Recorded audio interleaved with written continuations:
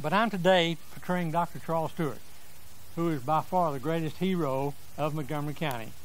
Not only did he given credit for designing the Texas flag, but he was quite a fella. He was a doctor in this town and a lawyer and a druggist for over almost 50 years. He came to Texas in 1830. He settled first in Brazoria, and then he built his home in San Felipe. And you know what happened to San Felipe when Santa Anna came through there? Well, Santa Anna was going to burn it, but Sam Houston beat him to it.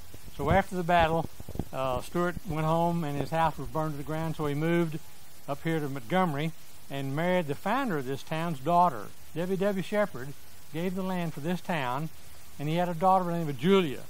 Well, Dr. Stewart married her.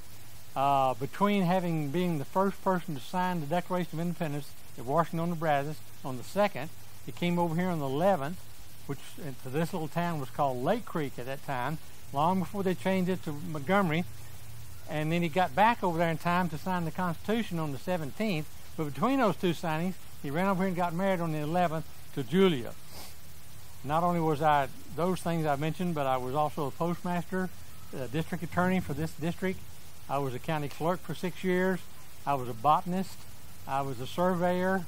Oh, mercy, the list goes on and on. I was the first to pretty much document the healing powers, the bacterial killing powers of ultraviolet light from the sun.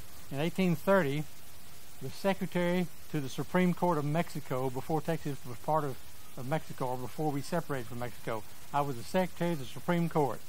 I served in 3 state legislatures. I was the first legislator to represent this district in the state legislature in Austin, and I went on to serve 2 additional terms.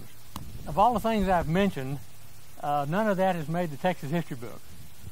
There's been no books written about me. I'm not mentioned in any textbook especially, but I am mentioned in a few places as having designed the Texas flag.